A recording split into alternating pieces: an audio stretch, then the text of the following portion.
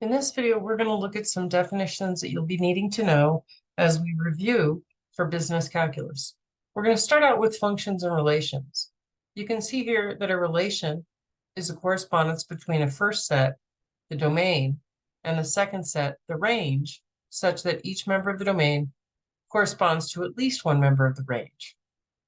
So the way a function is different is that it's still a correspondence between a first and second set, but each domain input value is matched with only one output value in the range. So a function is a relation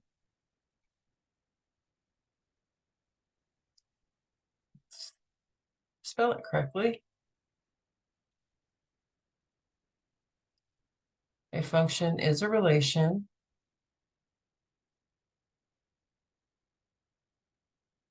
in which each input value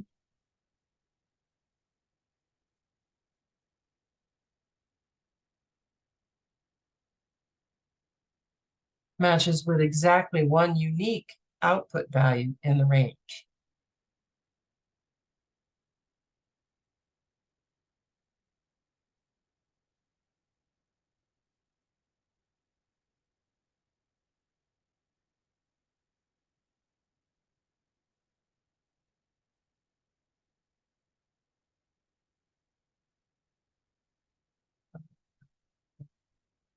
In the range.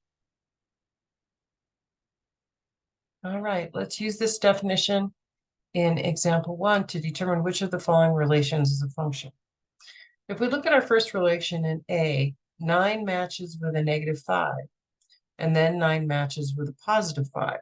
So that disqualifies it for being a function because this 9 matches with two different output values.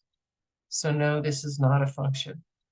If we look at B, we have -2 mapping to 5, 5 to 7, 0 to 1, and 4 to -2. So each of these input values has only one unique output value. So yes, this is a function. If we want to identify the domain, that's the first values in your ordered pair. So a -2, 0, 4, and 5, we put them in order. Oops.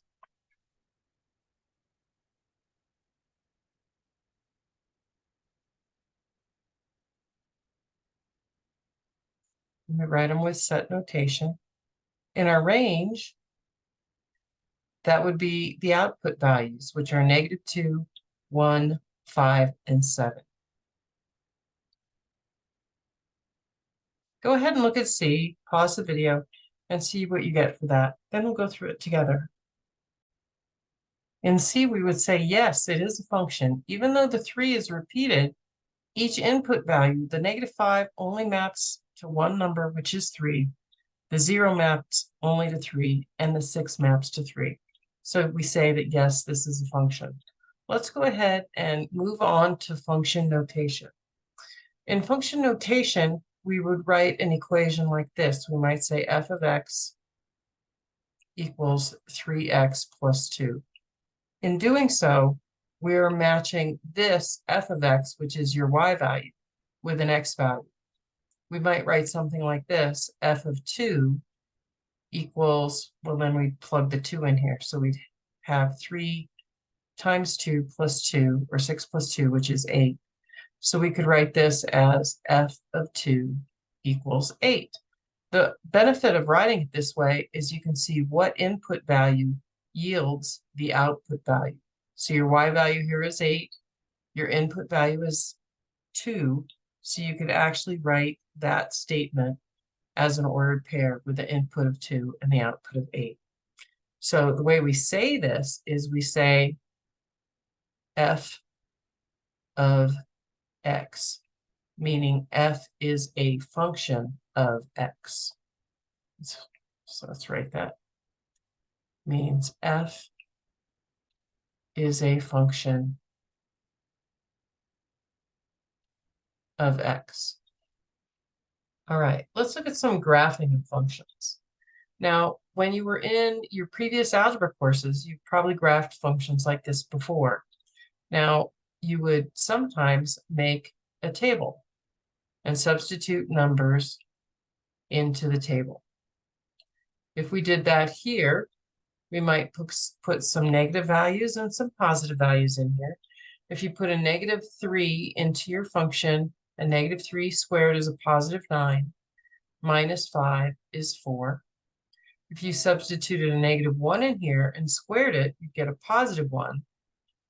-5 is -4. If you substituted 0 in, you'd get a -5, and then so on and so on. That would give you the graph -2, 4. Nope, that should be a -3, 4, excuse me. -3, 4, -1, -4, 0, -1, 1, -4, and 3, 4. So you'd have a graph that looks something like this, except you try to go through the dots. There we go. All right, let's go on to the next one. Here, if we were trying to graph x cubed -3, well, let's have you do it. Make a table and see what you come up with for your graph. Please try B and C, and we'll look at them together. After taking time to graph these carefully, you should come up with your cubic function that looks like this, and your square root function that looks like half a parabola opening to the right.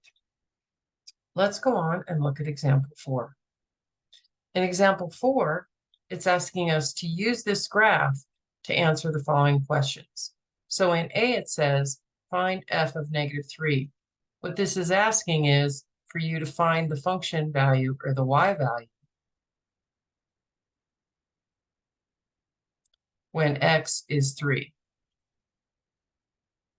-3, excuse me. So here, if we go to -3, and we go down to our function, looks like our y value is -4. Nope, that's not -3. Excuse me. -3 is right here. So we'd be going up to our y value, which looks like it's right there at a +3.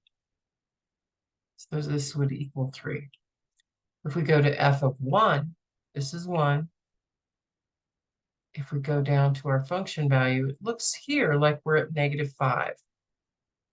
Oops. So we'd write -5.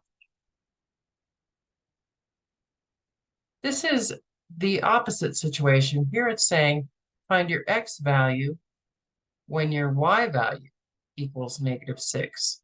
So we go down here where my y value is -6 and the x value there is 0. So we'd say x equals 0. It's really important that you can interpret the function notation. So the last things I want to look at with you before we go on to our next video is the vertical line test. The vertical line test says that if it's possible for a vertical line to cross a graph more than once, then the graph is not the graph of a function.